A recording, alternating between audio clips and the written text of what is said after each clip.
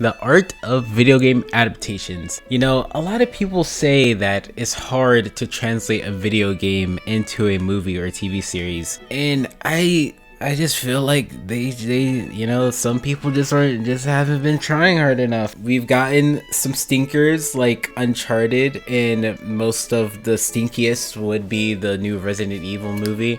Still sandwich now.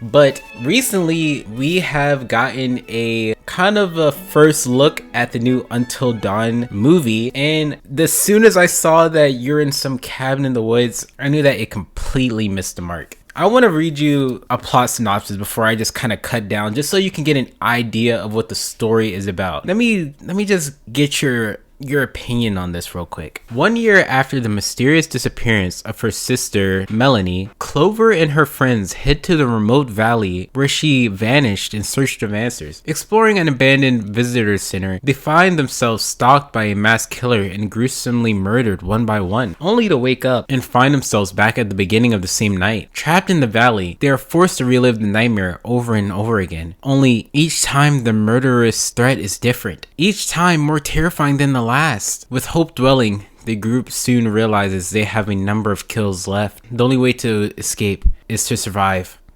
until dawn. Now, this is not Until Dawn.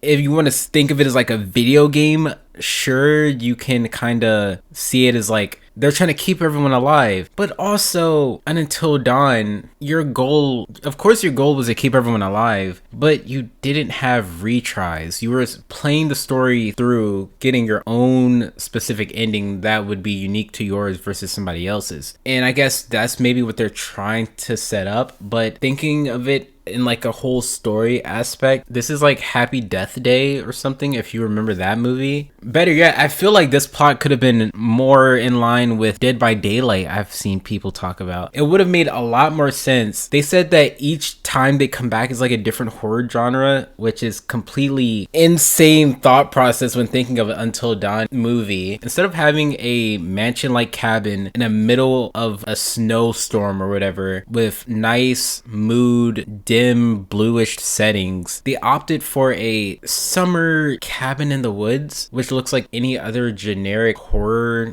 movie. It's a little disappointing, especially for an Until Dawn fan. I feel like the movie does have potential, but even thinking of it in the aspect of like everyone's trapped in this time loop. So what if someone survives? If they die, are they in separate time loops? Is it going to get as convoluted as that, or is it not going to be that deep? It leaves a lot of questions. I feel like the setting is a little lackluster. I feel like what they're going for could have benefited a lot for some sort of original IP, or it really could have benefited from a Dead by Daylight sort of movie where they could have actually had different characters show up, which would have been hyped. And I'm not even big on Dead by Daylight, but just thinking of it in that aspect, it could have been pretty fun. But Until Dawn is kind of, I don't know, bro. I don't know. It's weird. It's weird to me. It could have potential, but even when you're thinking of like the character aspects and like the character relationships and how everyone interacted with each other, internal turmoil, it's too early to say, but I feel like it's just not going to be there, especially with this little plot synopsis. They're kind of looking for her sister. I feel like there might not be any internal conflict. I feel like they're all going to have to work together, but I don't know, bro. I don't feel too excited for it, in my opinion. But let me know your thoughts. They're still very early. Trailer hasn't come out yet. Maybe we get to see more interesting stuff, but for now, that's just going to be it for me. Thank you for watching this video. Let me know what you think in the comments below. We are at 527 subscribers. I really appreciate it. If you want to keep up with me, you can check out my Discord or follow me on Twitch. But yep, that's about it for me. I'll see you later. Goodbye.